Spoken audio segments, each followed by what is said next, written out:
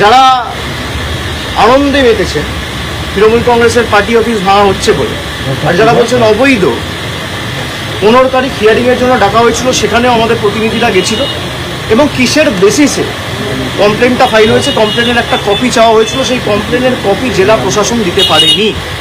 এই গত 15 তারিখের কথা বলছি, আজ থেকে 2 দিন আগে, আজকে 18 তারিখে।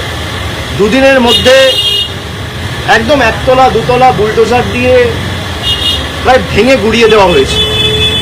এবং সেখানে খালি জেলা প্রশাসনের লোক নয়, মানে পুলিশ বা বিডিও বা বিএলআরও, খালি সরকারি আধিকারিক নয়, বিজেপির নেতারা বিজেপির ঝান্ডা নিয়ে গেরুয়া ভেট্টি মাথায় বেঁধে, গেরুয়া উত্তরীয় পরে, মুখ ঢেকে সেই পার্টি অফিসে ঢুকে তাণ্ডব লীলা চালিয়েছে।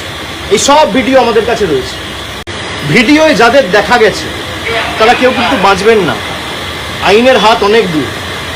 যদি ভাবেন যে বিজেপির নেতারা আমাদের বাঁচাবে, আর যারা তৃণমূলের পার্টি অফিস ভাঙছেন, আমি তাদের বলবো যে অনেক অত্যাচার তো করেছেন তৃণমূল কংগ্রেসের নেতাদের উপর, কর্মীদের উপর, পার্টি অফিস ভাঙা, গুড়িয়ে দেওয়া। যে ধারায়, যে আইনে আজকে পার্টি অফিসগুলো ভাঙা হয়েছে না, একই আইনে কিন্তু যখন আবার সরকার পাল্টাবে, বিজেপির একটা পার্টি অফিস বাংলায় থাকবে না। আমি হুঁশিয়ারি দিচ্ছি না, যে আইনে আপনি ভেঙেছেন একই আইন প্রযোজ্য করেই ভাঙা হবে।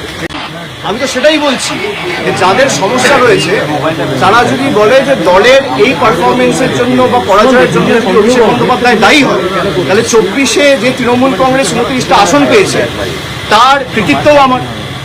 যদি ডিসক্রেডিট আমার হয়, হারে, তাহলে জেতার সময় ক্রেডিটও আমার। আর যাদের আমাকে নিয়ে সমস্যা তাদেরকে অনুরোধ করব যে মানুষ বোকা নয়। আজকে 18 তারিখ, আপনি 19 তারিখ আসুন, 20 তারিখ আসুন, 21 তারিখ আসুন, যবে আসার আসুন, আজকে চলে আসুন। আপনারা ফিরে আসুন, আমি 1 ঘন্টার মধ্যে ইস্তফা দিয়ে দিচ্ছি। কেউ আসবে না। ডিল হচ্ছে ওদিকে যাও, অভিষেক ব্যানার্জিকে গালাগালি দাও, তোমাকে বেঁচে থাক, তোমাকে বাঁচিয়ে রাখবো, ইডিও ধরবে না, সিবিআইও ধরবে না। যাদের বিরুদ্ধে ভুড়ি ভুড়ি অভিযোগ, তারা এখন হয় পুলিশের কাছে ধৃত, না হলে বালিশ চাটা ঋতব্রত।